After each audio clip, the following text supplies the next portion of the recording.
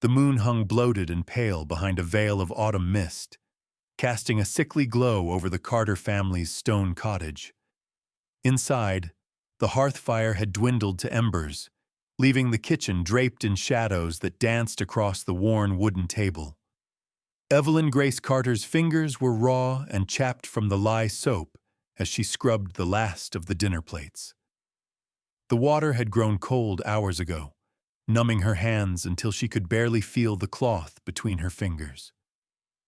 A draft whistled through the cracks in the window frame, carrying with it the scent of pine and frost from the forest beyond the village boundary. Winter approached early this year. Evelyn could taste it in the air, metallic and sharp. The same taste that always preceded the offering. From the sitting room, her sister's laughter spilled like warm honey, sweet and exclusive. Charlotte's voice rose above the others, melodic and practiced. Even her casual conversation sounded like song. The twins, Harper and Lila, giggled in unison at something Vivian had whispered. None acknowledged the absence of their fifth sister. Evelyn's throat constricted with the familiar ache of words unsaid. Not that they would have listened, even if she could speak.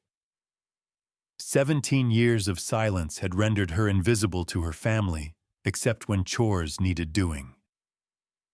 She dried her hands on her apron, wincing as the rough fabric caught on a fresh cut across her palm, a reminder of this morning's work chopping kindling.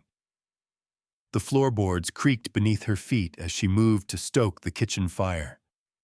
The sound of horses and carriage wheels crunching over the gravel path outside made her freeze. Her heart stuttered against her ribs. Visitors at this hour could only mean one thing. The knocker fell against the front door with 3 deliberate strikes that echoed through the cottage like a funeral bell. The laughter in the sitting room died instantly. "It's time," came Vivian's voice, suddenly stripped of its earlier mirth. Evelyn pressed herself against the kitchen wall, willing the shadows to swallow her whole. Her lungs burned as she held her breath, listening to the rustle of her sister's dresses as they moved to answer the door. The scent of lavender water and beeswax polish mingled with her fear, making her dizzy. She knew what awaited them all. Every 7 years, the king in the dark forest selected a bride from among the village's eligible daughters. None ever returned. "Evelyn!" Charlotte's voice cut through the silence. "Stop hiding and come here at once! Captain Collins has arrived with the summons!" Reluctantly, Evelyn emerged from the kitchen, keeping her eyes fixed on the uneven floorboards. The captain stood in the entryway, his uniform immaculate despite the mist outside. His gloved hands clutched a scroll bearing the royal seal, black wax impressed with the image of a crown entwined with thorns. "Good evening, ladies," Captain Collins said, his voice betraying no emotion. "By decree of His Majesty, King Adrian Blackwell, all eligible maidens are to present themselves at the village square tomorrow at sunset for the offering ceremony." Vivian stepped forward, her green silk dress rustling. At 22, she was the eldest and most ambitious of the Carter sisters. "Captain, we are honored. The Carter family has 5 daughters to present." The captain's gaze swept over them, lingering momentarily on Evelyn's plain dress and work-roughened hands. "All 5 must attend," he said, his voice dropping to a near whisper. "His Majesty insists that no eligible maiden be excluded, regardless of circumstance." A heavy silence fell over the room. Evelyn felt her sister's eyes upon her, Charlotte's narrowed in calculation, the twins wide with indignation, Vivian's cold with displeasure. "Surely you don't mean Evelyn," Charlotte said with a tinkling laugh that didn't reach her eyes. "She's hardly suitable. She cannot even speak." Captain Collins cleared his throat. His Majesty's instructions were explicit. All maidens between 16 and 25 years must attend. He handed the scroll to Vivian. The ritual requirements are detailed within. Prepare accordingly. After the captain departed, Charlotte rounded on Evelyn. This is absurd. What use would the king have for a mute servant? She'll embarrass us all, Lila whispered to Harper, though loudly enough for everyone to hear. Enough! Vivian snapped, unrolling the scroll. Her eyes scanned the parchment, widening slightly. The king will communicate with each maiden, telepathically. The room fell silent again. Evelyn's heart pounded in her ears. Telepathically? A strange warmth bloomed in her chest. Hope, unfamiliar and dangerous. It doesn't matter, Charlotte declared, tossing her golden curls.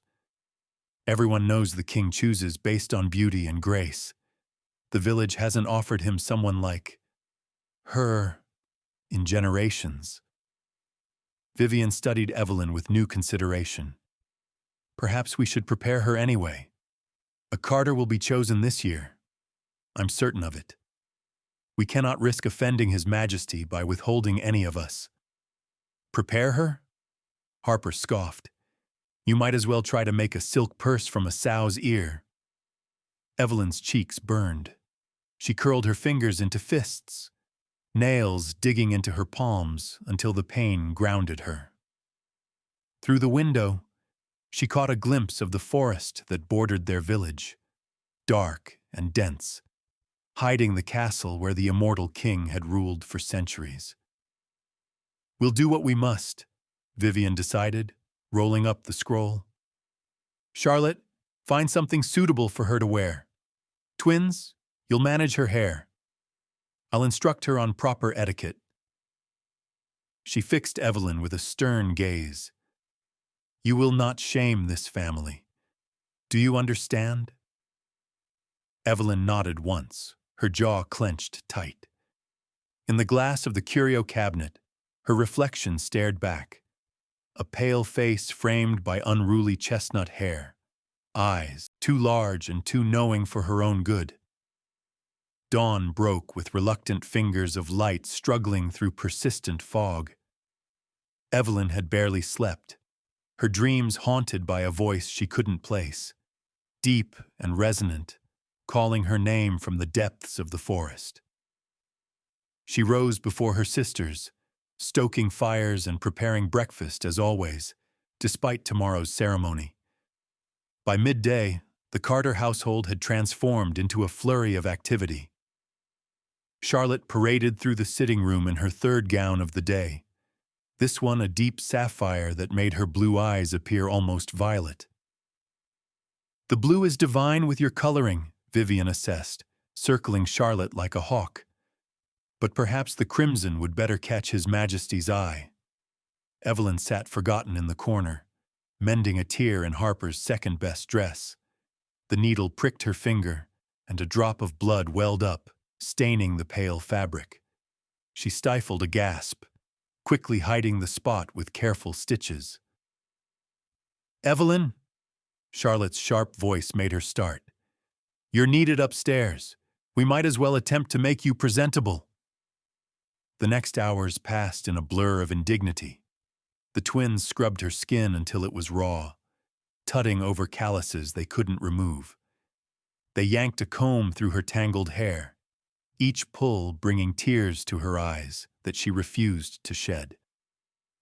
It's like trying to tame a wild animal, Harper complained, wrestling with a particularly stubborn knot. At least she's clean now, Lila replied, though I doubt it will make any difference. Charlotte appeared in the doorway with a dress, one of her old ones, faded lavender with yellowing lace at the collar. This will have to do. No sense wasting anything better. The dress was too tight across Evelyn's chest and shoulders from years of physical labor her sister had never performed. The fabric strained at the seams when she moved her arms. Charlotte circled her critically. Well, it's the best we can manage. Remember to keep your head down and stay at the back. With luck, The king won't even notice you're there." Something rebellious flared in Evelyn's chest. She raised her chin, meeting Charlotte's gaze directly for perhaps the first time in years. Charlotte stepped back, momentarily startled by the defiance in her silent sister's eyes. "Don't look at me like that," Charlotte hissed. "You should be grateful we're including you at all. If it were up to me, you'd stay home where you belong." A knock at the front door interrupted the tension. Vivian's voice called up the stairs. "Charlotte, Reverend Walker is here to speak with us about the ceremony." Charlotte gave Evelyn one last, dismissive glance before sweeping from the room. "Stay here until we call for you." Left alone, Evelyn moved to the small window that overlooked the back garden and the forest beyond. The mist had thickened throughout the day, curling between the trees like spectral fingers. As she watched, a shadow seemed to move among the trunks, too large to be a deer, too graceful to be a bear. Her breath caught. For an instant, she could have sworn she saw eyes gleaming in the darkness, eyes that saw her, knew her. Evelyn. She jerked back from the window, heart racing. The voice had not been spoken aloud, but had resonated inside her mind. Rich and dark as mulled wine, warm despite its otherworldly timbre. "Do not fear, little one. I see you." Her hands trembled as she pressed them against the glass. The shadow had vanished, but the presence lingered, a gentle pressure against her consciousness, curious and ancient. Footsteps on the stairs broke the connection. Evelyn stumbled back from the window as Vivian entered, her face taut with strain. "The Reverend says this year's ceremony will be different," Vivian said without preamble. "The king has requested that each maiden come forward alone to be evaluated." She studied Evelyn's face. "You look flushed. Are you ill?" Evelyn shook her head quickly. "Good. We leave in an hour. Remember everything I told you about proper posture." Vivian paused at the door. "And Evelyn, try not to draw attention to yourself. The king has never chosen anyone damaged." The word struck like a physical blow. Evelyn waited until Vivian's footsteps faded before returning to the window. The forest stood silent and impenetrable, keeping its secrets. But she had heard him. The king had spoken directly into her mind, bridging a gap no human had ever crossed, and he had called her by name. The village square had been transformed. Black candles lined the perimeter, their flames unnaturally still despite the evening breeze. At the center stood a dais draped in crimson velvet, upon which rested an ornate silver throne, empty and waiting. The gathered families formed a circle around this display, their faces tight with the particular tension that comes from fear disguised as celebration. The Carter sisters stood together near the front, a graduated display of feminine beauty. Vivian in emerald silk, Charlotte resplendent in crimson, the twins in matching gowns of pale gold. And behind them, nearly hidden, Evelyn in her faded lavender, the borrowed shoes pinching her toes with every step. "Remember," Vivian whispered without turning her head. "Speak only if directly addressed. Otherwise, remain silent." Evelyn almost laughed at the irony but kept her face carefully blank. The last rays of sunlight retreated beyond the forest's edge, and with them went the day's warmth. A chill descended that had nothing to do with the autumn air. The crowd's murmuring ceased abruptly as Captain Collins stepped forward, unrolling a proclamation. "His Majesty, King Adrian Blackwell, sovereign of the dark forest and protector of the borderlands, approaches. All shall bow in his presence." The forest's edge seemed to ripple, the very air distorting as a procession emerged from between the trees. First came 4 guards, in black armor that absorbed rather than reflected the torchlight. Behind them walked a figure that commanded every eye in the square. King Adrian Blackwell moved with the fluid grace of a predator, his steps silent despite the cobblestones. Tall and broad-shouldered, he wore no crown upon his raven hair, which fell to his shoulders in waves. His features were sharply aristocratic, high cheekbones, straight nose, and a mouth that seemed carved from marble. But it was his eyes that held Evelyn transfixed. Eyes of such a deep blue they appeared almost black in the dimming light, ancient and knowing. The crowd sank into deep bows and curtsies as he ascended the dais and took his seat upon the throne. Only then did Evelyn notice the subtle differences that marked him as other, the unnatural stillness with which he held himself, the lack of breath misting in the cold air, the predatory awareness that seemed to extend to every corner of the square. "Rise," he commanded, his spoken voice just as rich as the one that had touched her mind. "I come, as tradition dictates, to select a companion from among your daughters." Captain Collins stepped forward again. "The selection process will begin. When your name is called, approach the dais and await His Majesty's judgment." One by one, the village maidens were summoned. Each approached with varying degrees of terror and hope, standing before the king as he gazed into their eyes. Some lasted mere seconds before being dismissed with a slight shake of his head. Others endured a longer scrutiny, their faces reflecting confusion or discomfort before they too were sent back. "He's speaking to them in their minds," Charlotte whispered, her voice tinged with excitement and fear. "Testing them somehow." When Charlotte's turn came, she glided forward with practiced grace, her crimson gown flowing behind her like spilled wine. She sank into a perfect curtsy before the king, her golden curls catching the candlelight. A collective murmur of appreciation rippled through the crowd.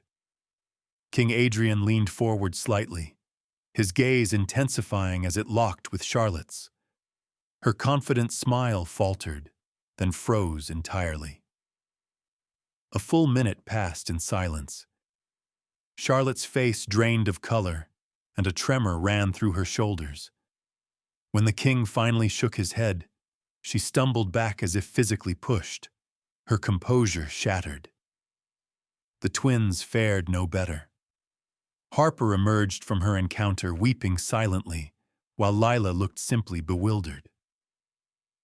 "Evelyn Grace Carter," Captain Collins called, his voice betraying surprise at reading her name. A path cleared before her. Evelyn felt every eye in the square upon her as she moved forward, the borrowed dress restricting her movements, the too tight shoes making each step painful. She heard the whispers, pitying, mocking, confused. The mute Carter girl, the servant, the damaged one. She kept her gaze on the cobblestones until she stood before the dais. Only then did she lift her eyes to meet the king's. At last came his voice in her mind, clear as crystal and warm as summer rain. "You've kept me waiting, little one." Evelyn's breath caught. The connection between them was immediate and overwhelming. Not the intrusion she had witnessed in her sister's reactions, but a gentle melding, like two streams joining to form a river. "You heard me earlier today, in your room." It wasn't a question. She nodded slightly, aware of the confused murmurs from the crowd at this silent exchange. "Your mind is extraordinary." His mental voice carried a note of wonder. No barriers, no resistance, just pure, unfettered thought. Do you know how rare that is? Evelyn's confusion must have shown on her face, for his lips curved in the ghost of a smile. Most humans guard their thoughts jealously, building walls I must break through to communicate. But you. The king rose from his throne and descended the steps until he stood directly before her. Your mind welcomes mine as if it were made to do so.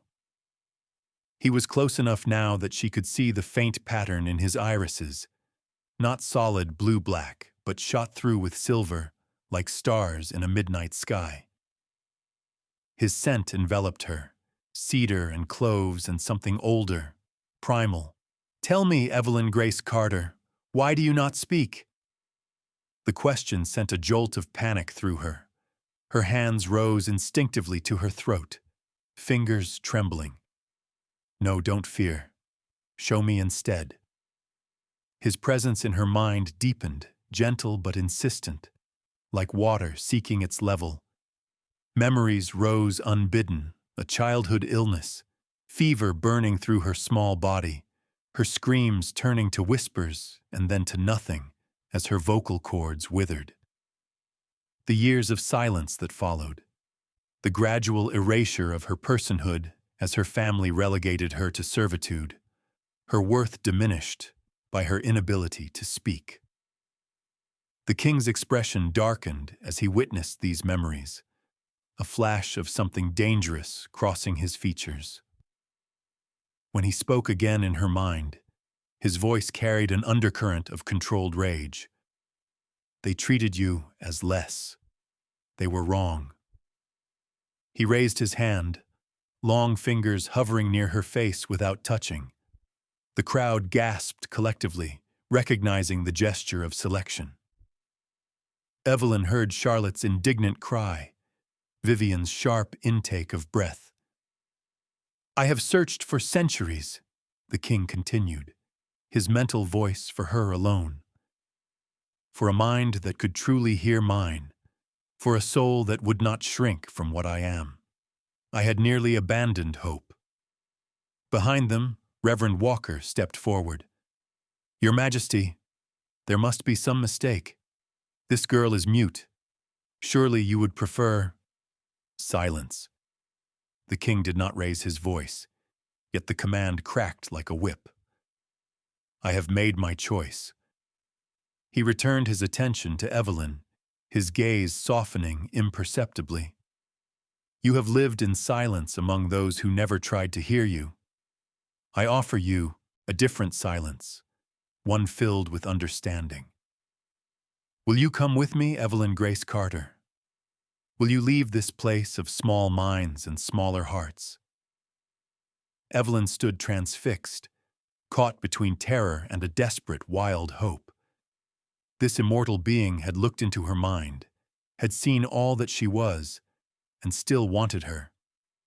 Not Charlotte with her beauty, not Vivian with her ambition, but her, Evelyn, the silent, invisible one. The king extended his hand, palm up in invitation. There is much I would share with you, much I would teach you about the power that lies dormant within you, but the choice must be yours. From the edge of her awareness, Evelyn heard her sister's protests growing louder, felt the village's collective shock like a physical pressure against her skin. The borrowed dress suddenly felt like a costume, a poor disguise she no longer needed. She raised her hand, fingers trembling, and placed it in the king's.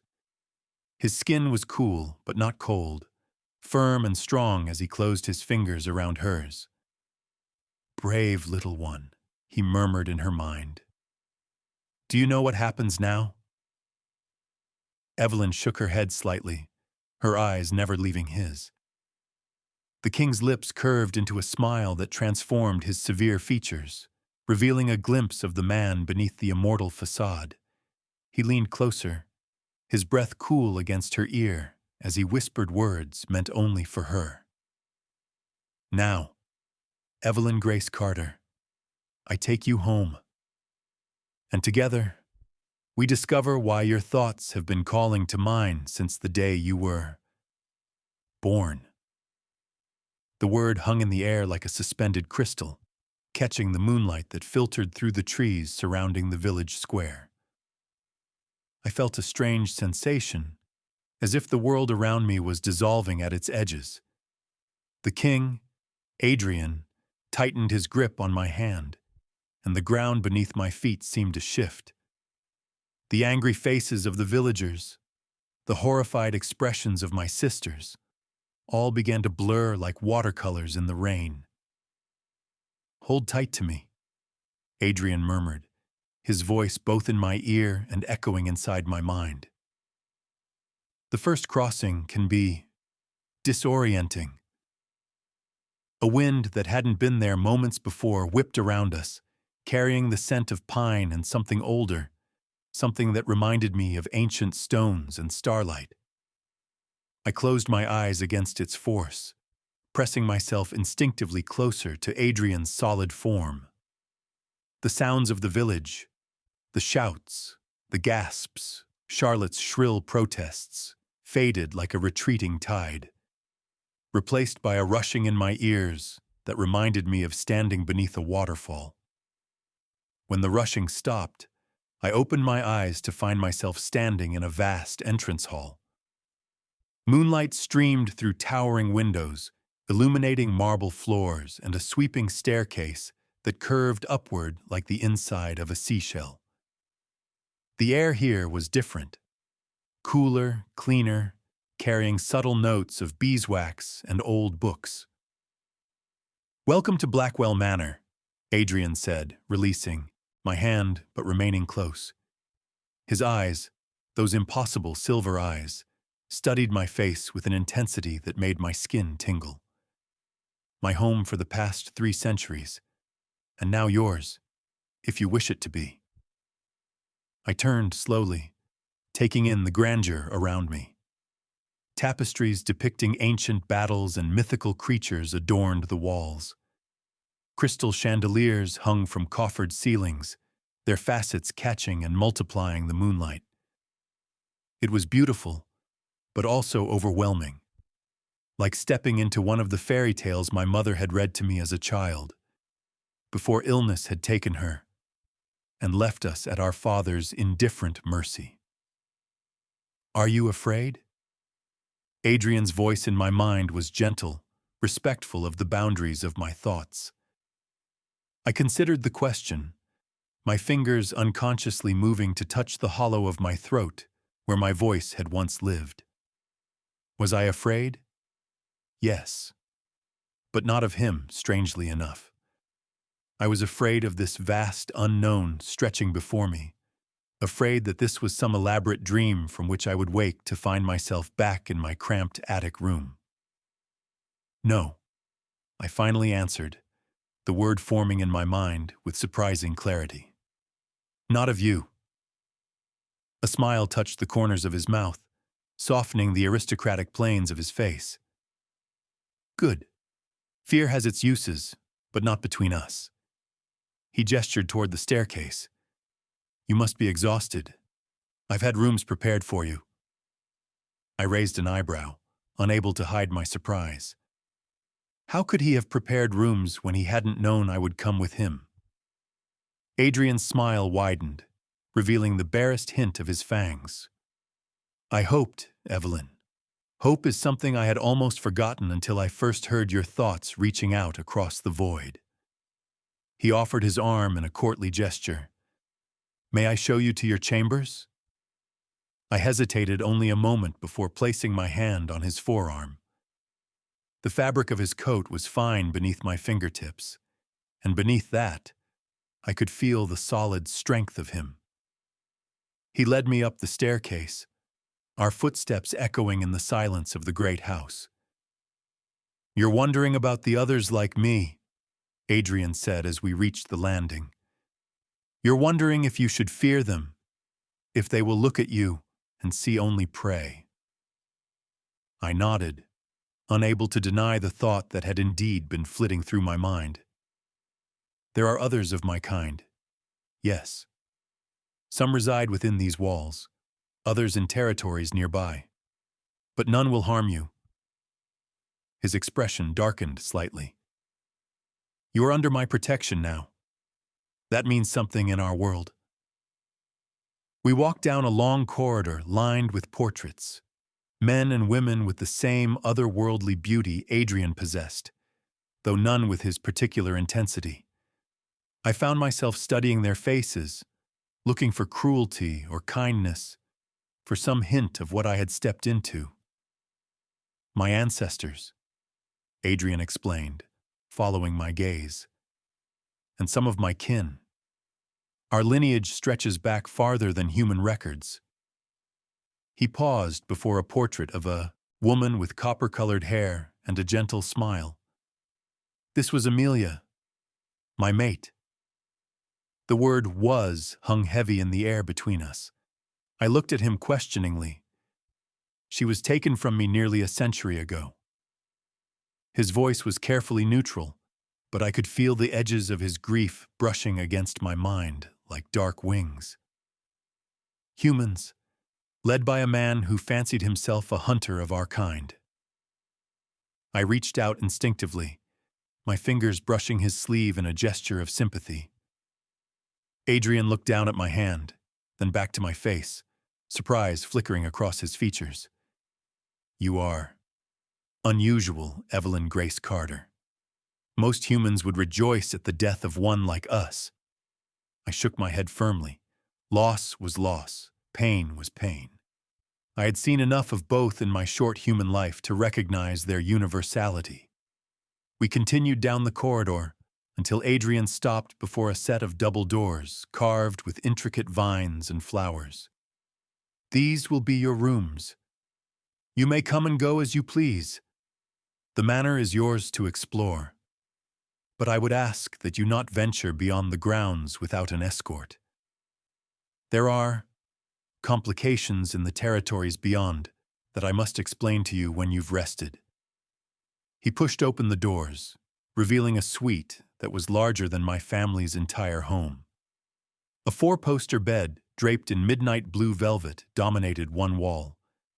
A sitting area with plush chairs faced a fireplace where flames crackled merrily.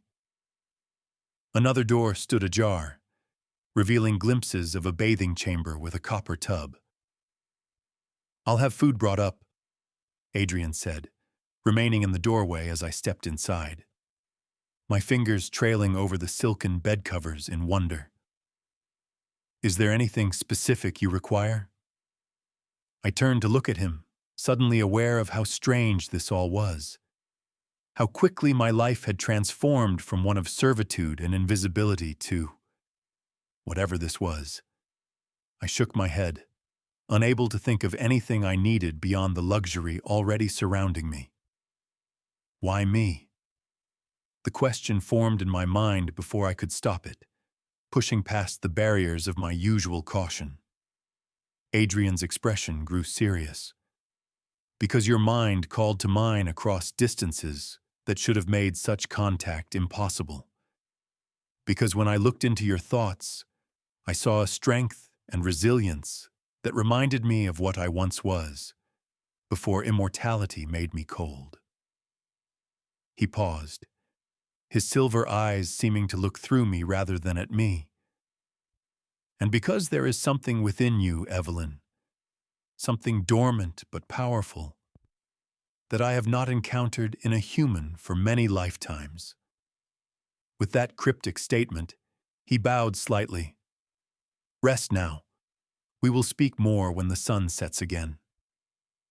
The doors closed behind him with a soft click, leaving me alone in my new chambers, surrounded by more luxury than I had ever known, with more questions than I had ever had.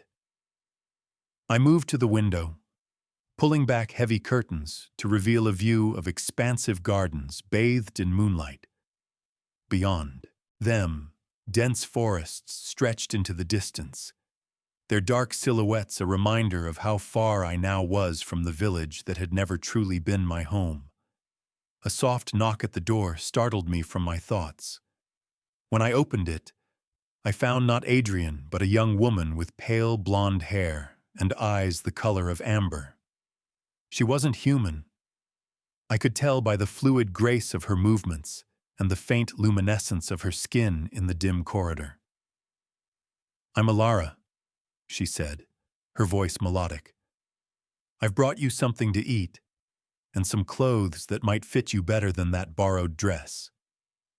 She carried a tray in one hand, and draped over her arm were several garments in shades of green and blue.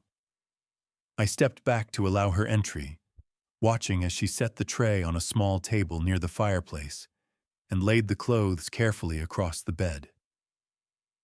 "The king said you don't speak," Ilara continued, turning to face me, "but that you can hear his thoughts, and he yours. That's remarkable. In all my 80 years here, I've never known him to form such a connection with a human." I raised my eyebrows at 80 years. She looked no older than 20. Ilara laughed, the sound like small bells. "I'm young for our kind, barely more than a fledgling. The king is ancient by comparison." She moved toward the door, then paused. "He's different since he found you. There's a light in his eyes that hasn't been there since—" She trailed off, then shook her head. "Well, it's not my place to speak of such things. Eat, rest. Dawn comes soon, and with it, the household will quiet as most of us retire."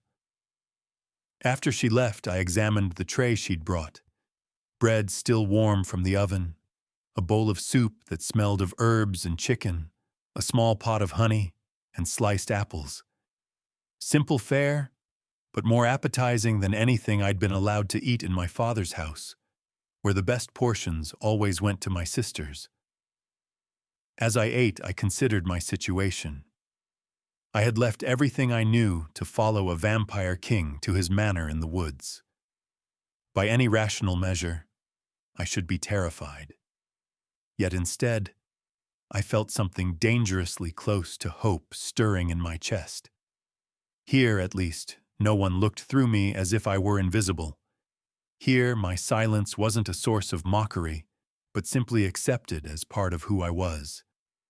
And Adrian, the way he looked at me, as if he could see parts of me that even I didn't know existed. The way his mind touched mine, respectful but intimate in a way that made my heart race. I finished my meal and changed into a nightdress of soft cotton, marveling at how it felt against my skin after years of coarse, patched garments. The bed, when I finally slipped between its covers, embraced me like a cloud. I expected to lie awake, my mind too full of the day's extraordinary events to find rest. Instead, exhaustion claimed me almost instantly, pulling me down into dreams filled with silver eyes and whispered promises. I woke to the soft glow of late afternoon light filtering through the curtains.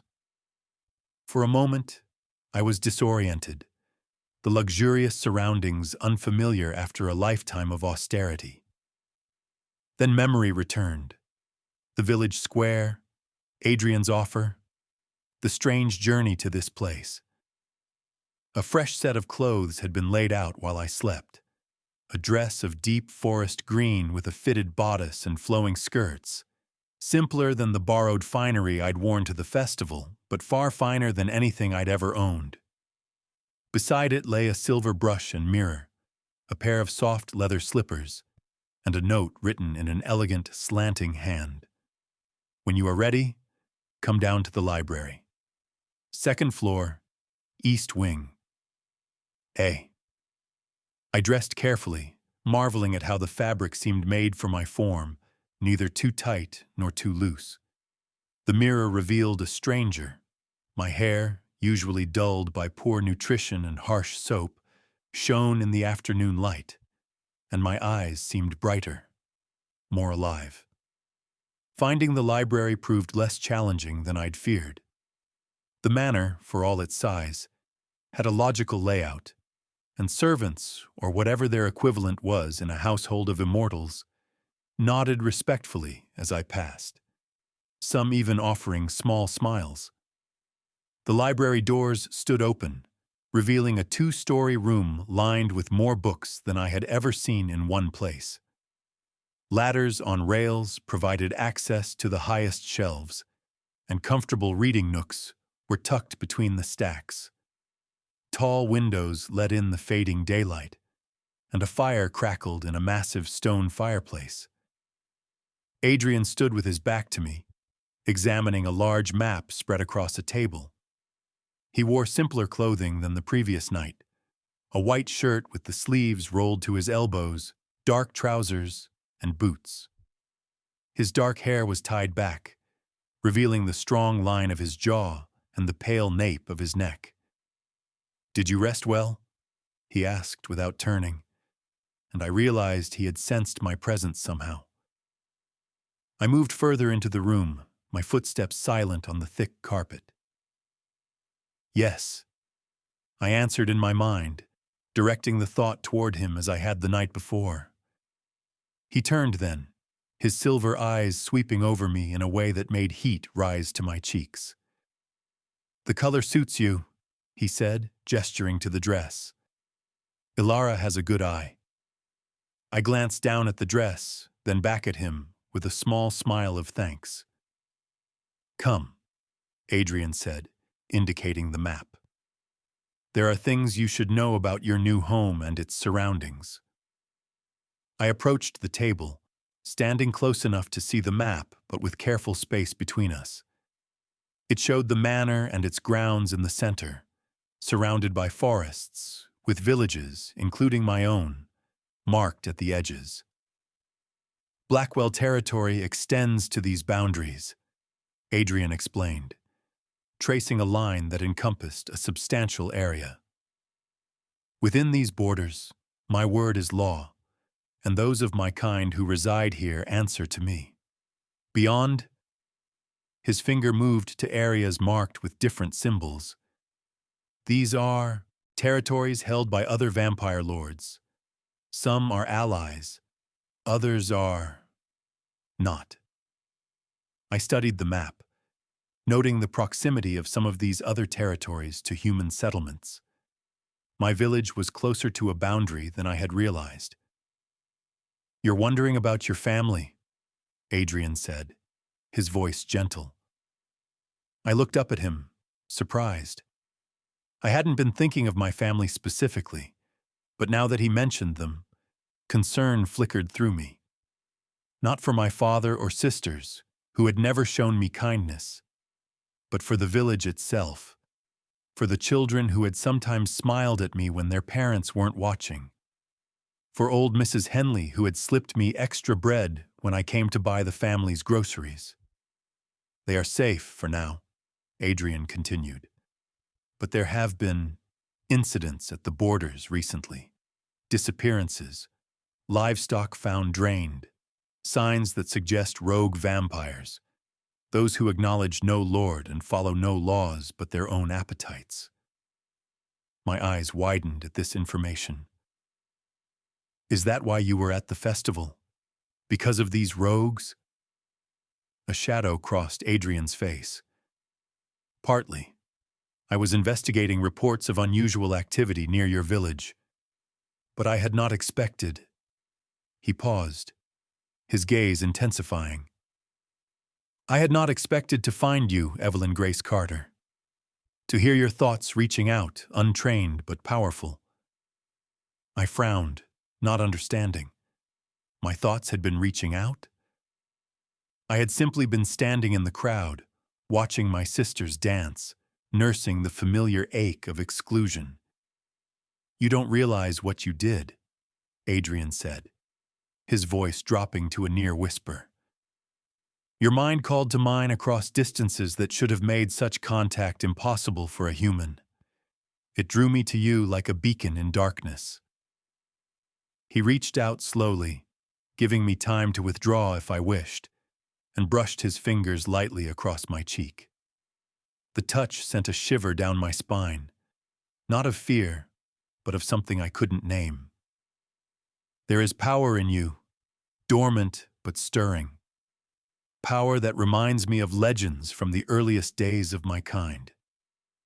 A crash from somewhere outside the library interrupted the moment. Adrian's head snapped toward the door, his body tensing like a predator scenting danger. "Stay here," he commanded, moving with inhuman speed toward the sound.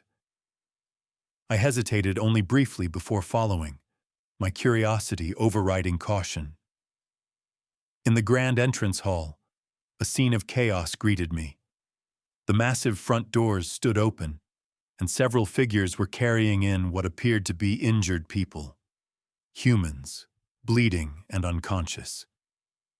"Get them to the East Wing," Adrian was directing, his voice sharp with authority. "Nathaniel, attend to the worst first. Ilara, fetch blood from the stores. They'll need transfusions." A tall man with spectacles, Nathaniel presumably, was already examining one of the victims, his movements quick and precise. "This one's been nearly drained," he reported grimly. "Puncture wounds to the neck and wrists. Classic feeding pattern, but sloppy. Whoever did this wasn't concerned with discretion." I moved closer, my medical knowledge, limited though it was from helping our village healer, urging me forward. One of the victims was a young woman not much older than myself, her face ashen, her breathing shallow. Adrian noticed me and frowned. "Evelyn, I asked you to stay in the library." I ignored him, kneeling beside the young woman and checking her pulse. It was thready and weak, but present. I looked up at Adrian, then at Nathaniel, trying to convey my desire to help. Nathaniel glanced between us, his eyebrows raised.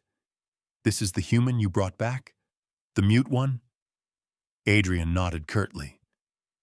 "Evelyn, this is Dr. Nathaniel Reeves. He serves as physician to both my household and the human settlements under my protection. If she has medical knowledge, we could use the help," Nathaniel said, already turning his attention to another victim. "There are 5 of them, all from the logging camp at the north edge of the territory."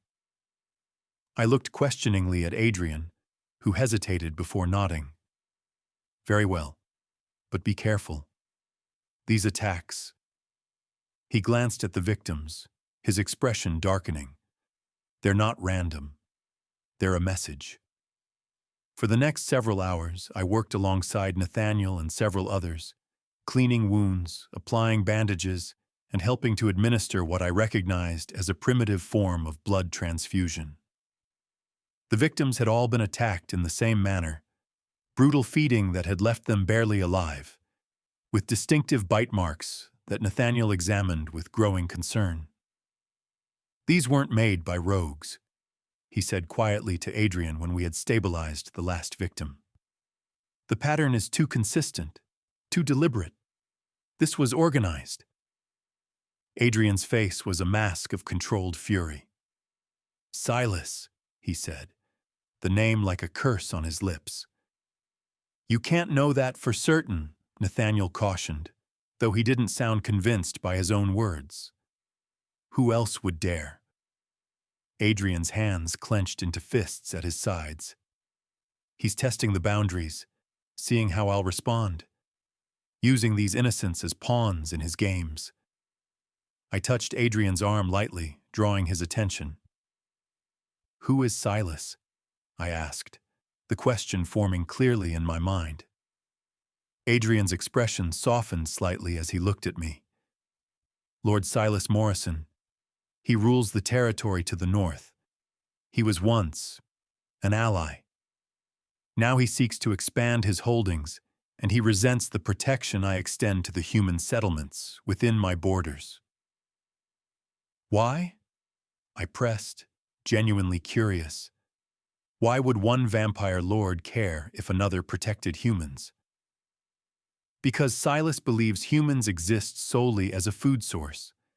That protecting them, living alongside them, as anything other than predator to prey, weakens our kind." Adrian's voice was bitter. "He has never forgiven me for the treaties I established after the last vampire wars, guaranteeing safety to humans who dwell within our territories in exchange for willing blood donations." The implications of this sank in slowly. Adrian's protection of humans wasn't merely a personal preference. It was policy, one that had apparently created enemies among his own kind. The logging camp had no warning, Nathaniel added, cleaning blood from his hands with a cloth. According to the one conscious survivor, the attackers came just before dawn when most were still sleeping. Adrian turned to me, his expression grave. Do you understand now, Evelyn? This is the world you've entered. Beautiful, yes, but dangerous.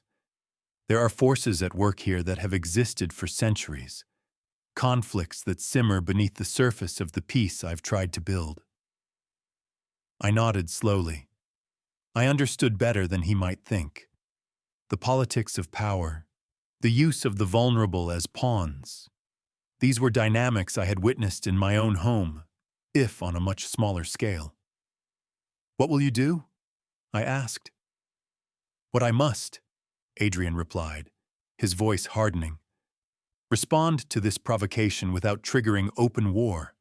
Strengthen the protections around vulnerable settlements. He paused, his gaze intense. And accelerate your training. My training? The power within you, Evelyn. It needs to be awakened, harnessed, especially now. He glanced at the injured humans, his expression troubled. I had hoped for more time, but Silas's move changes things. If he learns of your existence, of what you might become. He didn't finish the thought, but the gravity in his voice told me enough.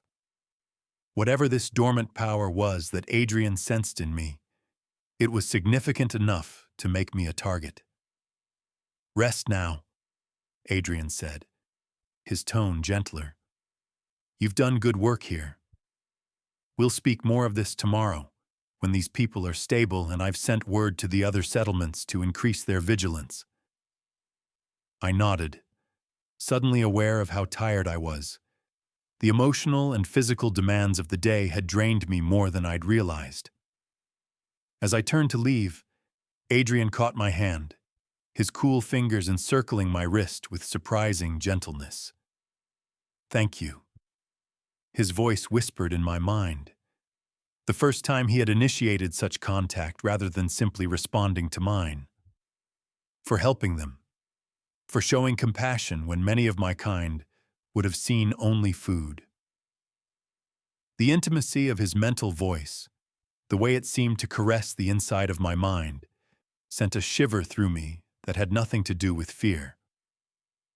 I squeezed his hand briefly before withdrawing, hoping the gesture conveyed what I couldn't say aloud, that I understood more than he might think, and that I wasn't afraid of the world I had entered. That night, as I lay in my luxurious bed listening to the unfamiliar sounds of the manor settling around me, I found myself thinking of Adrian's words about the power he sensed within me. What did it mean? Was it connected to my muteness, to the strange dreams I'd had since childhood of flying through starlit skies on wings made of shadow? I was drifting towards sleep when a sound jerked me fully awake. A high, keening wail that seemed to come from everywhere and nowhere at once. It rose in pitch until it became almost unbearable, then cut off abruptly, leaving a silence that rang in my ears. Evelyn. Adrian's voice crashed into my mind with desperate urgency. Hide! He's found us! The mental connection severed as suddenly as it had formed, leaving me alone in the darkness. Heart pounding, as something heavy struck the manor walls with enough force to make the windows rattle in their frames. I threw myself from the bed, my bare feet hitting the cold floor as another tremendous crash shook the manor. Instinct drove me to the wardrobe where I crouched, pulling the heavy door nearly closed.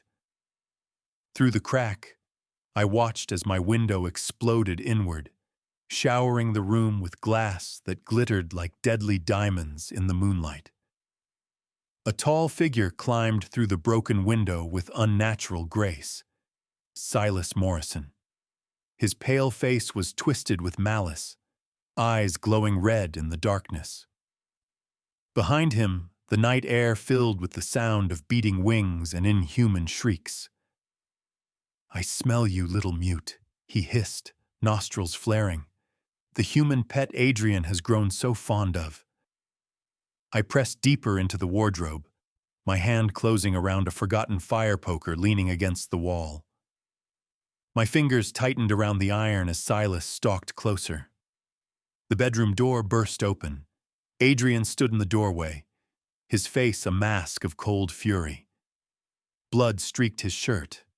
Not his own, I realized with a chill. "You dare!" Adrian's voice was barely above a whisper, yet it seemed to vibrate the very air. "You dare attack my home, my people."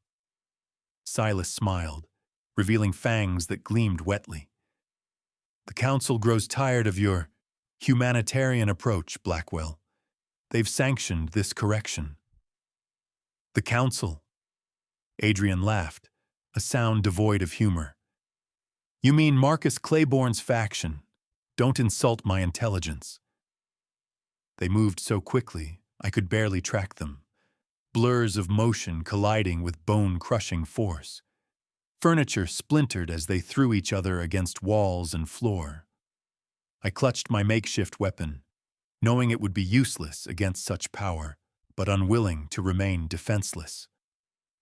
A mental touch brushed against my consciousness. "Stay hidden. Others are coming." The warning had barely registered when 3 more vampires climbed through the shattered window. 2 males and a female, all with the same predatory grace as Silas. The female spotted me instantly, her head snapping toward the wardrobe with unnerving precision. "Found the pet," she called, voice lilting with cruel amusement. I burst from my hiding place, swinging the poker with all my strength. It connected with her temple with a satisfying crack, sending her staggering sideways. The momentary advantage was all I had. She recovered almost instantly, eyes blazing with rage.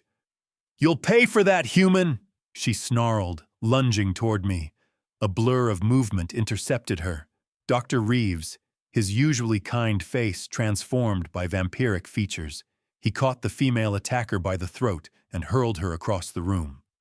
"Run, Evelyn!" he shouted. I didn't hesitate, darting past the struggling vampires and into the hallway. Sounds of combat echoed throughout the manor. Crashes, inhuman screams, the splintering of wood. Adrian's household was under full attack. I raced down the corridor, my nightgown billowing around my legs. Where could I go? What could I do? I was human, fragile, voiceless. A hand clamped around my arm, yanking me into a darkened room. I fought wildly until a familiar voice whispered, "Evelyn, it's me, Captain Collins." His face was streaked with blood, his uniform torn. "We need to get you out of here. The manor is surrounded." He pressed something cold and heavy into my hand, a silver dagger with strange markings etched into the blade. "This won't kill them, but it'll slow them down. Aim for the heart if you can." A plan formed in my mind. I tugged at his sleeve, pointing down the hallway toward the library. He nodded, understanding my intent without words. Adrian's secret passage. Good thinking. We moved cautiously through the manor's shadows, avoiding the worst of the fighting. Twice we had to hide as vampires swept past, their movements too quick to be natural. Once, Collins had to use his own blade against a snarling attacker who discovered our position. The vampire fell back, clutching a wound that smoked and hissed. The library door hung from broken hinges. Inside, books lay scattered across the floor, shelves toppled. I rushed to the far wall, running my fingers along the ornate woodwork until I found the hidden catch. A section of the bookcase swung inward, revealing a narrow stone staircase descending into darkness. Collins hesitated. I should go back, help the others. I shook my head vehemently, gripping his arm. I needed him. Adrian needed him alive. You're right, he conceded. Someone has to get you to safety. We descended into the cool darkness, the sounds of battle fading behind us. The passage was ancient, smelling of damp stone and earth. Our path twisted beneath the manor grounds, occasionally branching. Collins seemed to know the way, leading us unerringly through the labyrinth. Adrian showed me these tunnels when I first agreed to help him, he explained quietly. They lead all the way to the village and beyond. Some are older than the manor itself. My mind raced with questions I couldn't voice. Why this attack now? What had changed? As if reading my thoughts, Collins continued.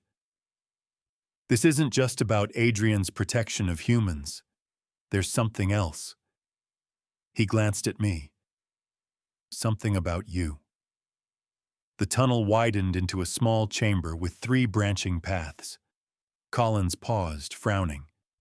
Some should take the eastern route toward the forest. The village might not be safe. A shadow detached itself from the darkness ahead, materializing into Marcus Claiborne's aristocratic form. His customary elegant attire was replaced by clothing suited for combat, and his eyes gleamed with triumph. Captain Collins, he said smoothly. How disappointing to find you playing traitor to your own kind. Collins pushed me behind him, raising his blade. My loyalty is to those who protect the innocent, not those who prey on them. Claiborne's laugh echoed in the stone chamber. Noble sentiments, misguided but noble. His gaze shifted to me. And the mute servant girl, Adrian's latest project. I clutched my silver dagger tightly, my knuckles white with tension. Did he tell you why you're so special, little Evelyn? Claiborne took a step closer. Did he tell you what flows in your veins? Collins lunged forward, blade slashing toward Claiborne's chest. The vampire moved with blinding speed, catching Collins's wrist and twisting until bones cracked. The captain cried out, dropping to his knees as Claiborne casually tossed the silver dagger aside. Humans, he sighed. So fragile. I didn't think. I moved on instinct, driving my own dagger toward Claiborne's back. He sensed me coming, turning with supernatural reflexes, but not quite fast enough. The silver blade sank into his shoulder instead of his heart. Claiborne howled, more in rage than pain. He backhanded me with enough force to send me flying across the chamber. My back hit stone, driving the breath from my lungs. Through blurred vision, I saw him advancing, plucking the dagger from his shoulder with a grimace. I was going to make this quick, he snarled, but now I think I'll take my time. A thunderous roar shook the tunnel, and the air itself seemed to ripple. Adrian appeared at the chamber entrance, his clothing torn and bloody, his eyes glowing with an inner fire I'd never seen before. Behind him stood Dr. Reeves and several others from the household, all bearing signs of fierce combat. Marcus, Adrian's voice was deadly calm. You've made your last mistake. Claiborne smiled thinly. Have I? Or have you made yours, keeping secrets about this girl? He gestured toward me. The council will never allow another hybrid bloodline to emerge. You know this. Hybrid? The word echoed in my mind, stirring something deep and forgotten. The council has no authority over her, Adrian replied. She is under my protection. Protection? Claiborne laughed. Or are you simply ensuring your own progeny? Adrian moved so quickly he seemed to vanish, reappearing with his hand around Claiborne's throat. You know nothing of my intentions. I know enough, Claiborne choked out. Her grandmother escaped your brother's clutches 60 years ago. The bloodline was thought lost until our trackers found her. the last descendant of Amelia's sister. The name struck me like a physical blow. Amelia, Adrian's lost mate. My grandmother had never spoken of her past, had taken our family history to her grave. But the dreams I'd had since childhood, the strange connection I'd felt to Adrian from the first moment. Adrian's grip tightened. You will never touch her.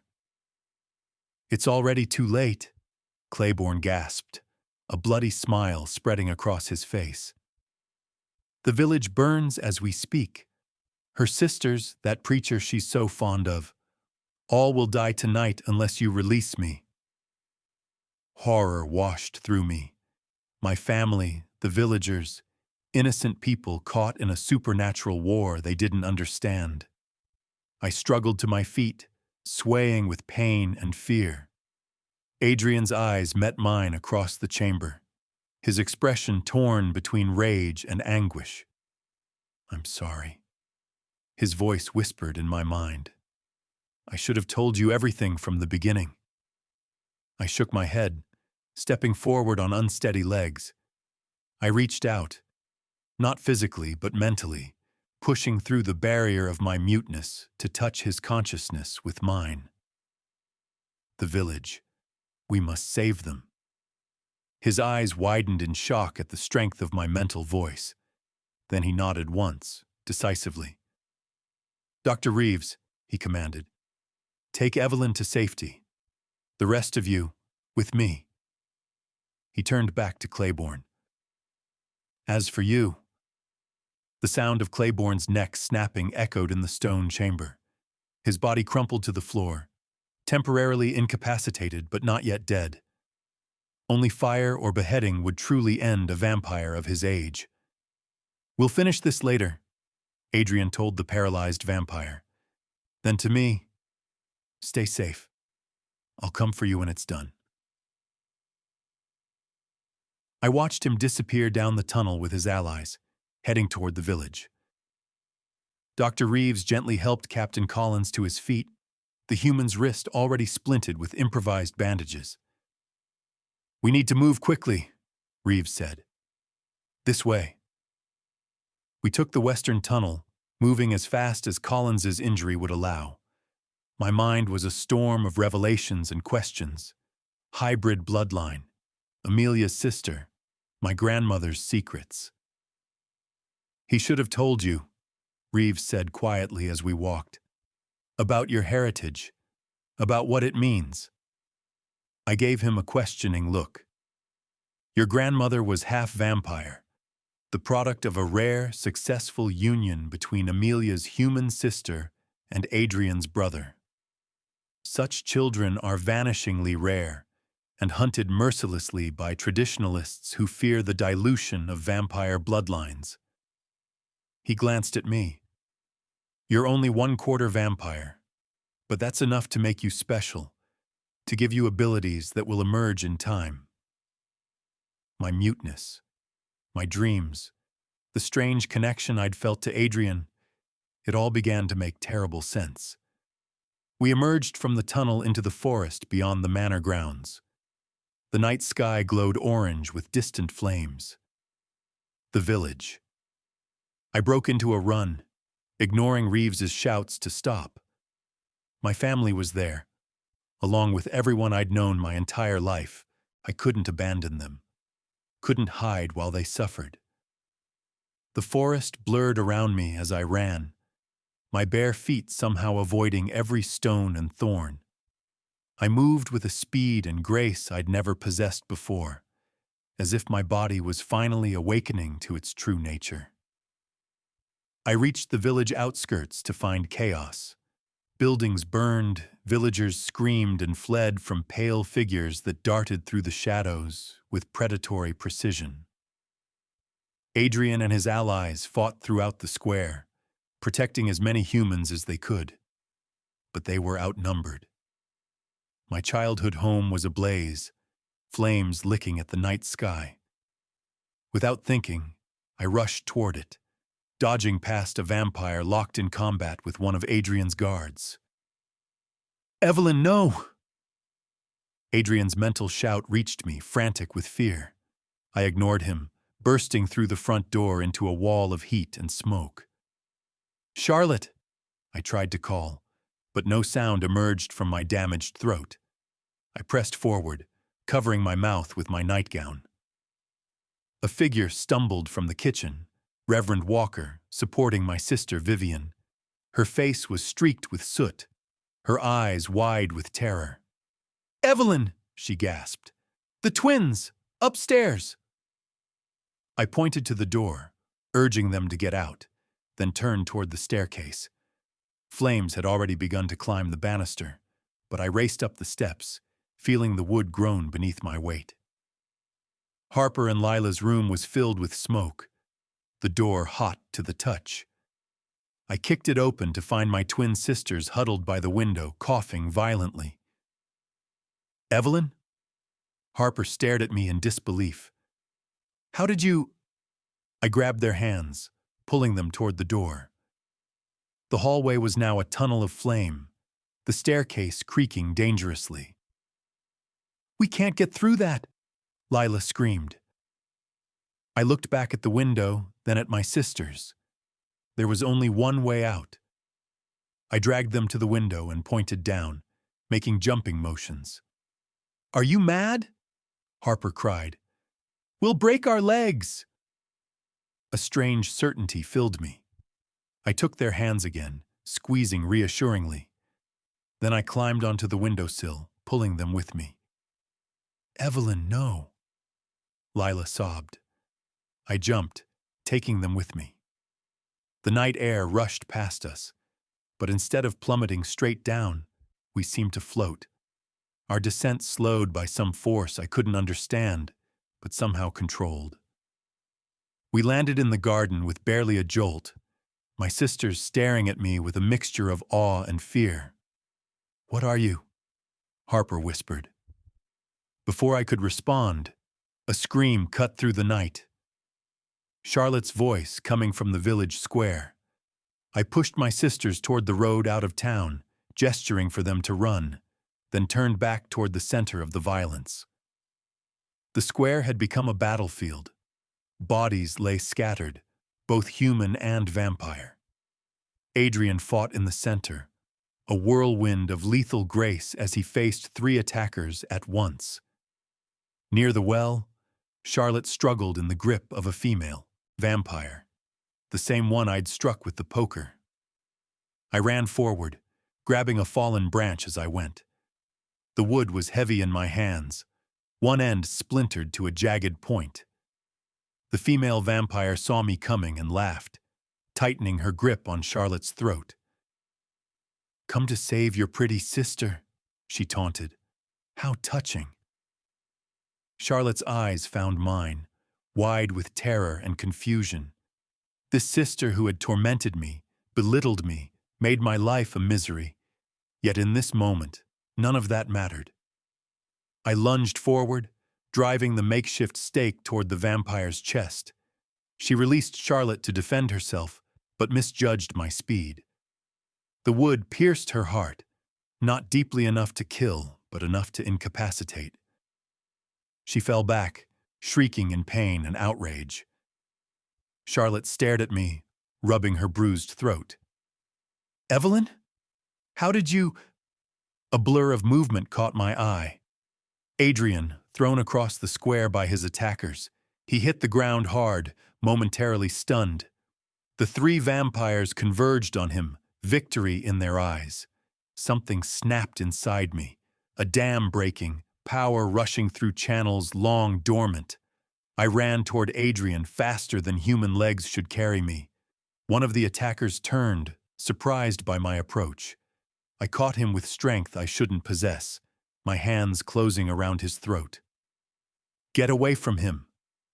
My mind screamed, and to my shock, the vampire's eyes widened as if he'd heard me. I threw him aside like a doll, positioning myself between Adrian and his remaining attackers. They hesitated, confusion evident in their inhuman eyes. "What is this?" one hissed. "What are you?" Adrian rose behind me, his hand finding mine. Power surged between us, a circuit completing. Together, his mind whispered to mine. The attackers broke and ran, suddenly aware they faced something beyond their understanding. Around the village, the remaining invaders were retreating, melting into the night as quickly as they had come. In the sudden quiet, I became aware of the villagers watching us. My sisters, Reverend Walker, Captain Collins, supported by Dr. Reeves, all staring at me with new eyes. I felt exposed, my hidden nature revealed in the most public way possible. Adrian's fingers tightened around mine. "It's all right," he assured me. "I won't let them hurt you." But it wasn't their fear of me I dreaded. It was their rejection. These people who had known me all my life, who had pitied the mute servant girl, would now see me as something inhuman, something to be feared. To my surprise, it was Charlotte who approached first. Her face, usually so perfect and composed, was streaked with tears and soot. She stopped before me, searching my eyes. "You saved me," she said simply. "After everything I've done to you." I nodded, my free hand rising to touch her cheek in forgiveness. "Is it true?" she asked quietly. "What they were saying about you, about grandmother?" I looked to Adrian, uncertain how to explain what I barely understood myself. "Your sister carries a rare bloodline," he said, addressing not just Charlotte but all the gathered villagers. "One that bridges our worlds. She is neither fully human nor vampire, but something unique, something precious." Reverend Walker stepped forward, his expression troubled. "The Lord made mankind in his image. What you describe is an abomination." "Is it?" Adrian challenged. "Or is it evolution, adaptation, the next step in both our kind's journey?" He looked around at the burning village. "Tonight you've seen the worst of vampire kind, but you've also seen allies among us who fought to protect you, who died to protect you." He gestured to several fallen vampires who had been part of his household. "The world is changing," he continued. "The old divisions cannot stand. Evelyn represents a future where our kinds might coexist, even unite." I felt the weight of every gaze upon me. The girl who had never had a voice suddenly thrust into the position of symbol, of bridge between worlds. It was too much, too fast. "You don't have to be their savior tonight." Adrian's mind touched mine. "Just be yourself. That's enough." I squeezed his hand gratefully, then stepped toward my family. One by one, I embraced them, even Charlotte, whose arms wrapped around me with surprising strength. When I reached Reverend Walker, I saw the conflict in his eyes, the struggle between dogma and the evidence before him. "I don't understand what you are," he admitted. "But I know who you are. Your heart remains pure, Evelyn Grace Carter. Perhaps that's all that truly matters." As dawn broke over the smoking ruins of the village, Adrian and his people helped the humans salvage what they could. The dead were laid out with dignity, human and vampire alike. Plans were made for rebuilding, for creating something new from the ashes of the old order. I found myself standing at the edge of the forest, watching the sunrise paint the sky in shades of pink and gold. Adrian joined me, his presence a comfort I no longer questioned. "What happens now?"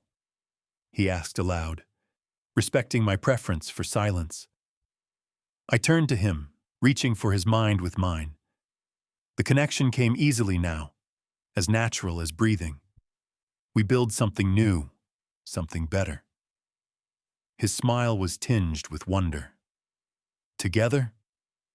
I nodded, taking his hand once more. In the distance, birds began to sing, their voices clear and sweet in the morning air. For the first time in my life, my silence felt not like a prison, but like a choice. One path among many now open to me. Together, I agreed, as the sun rose on the first day of our new world.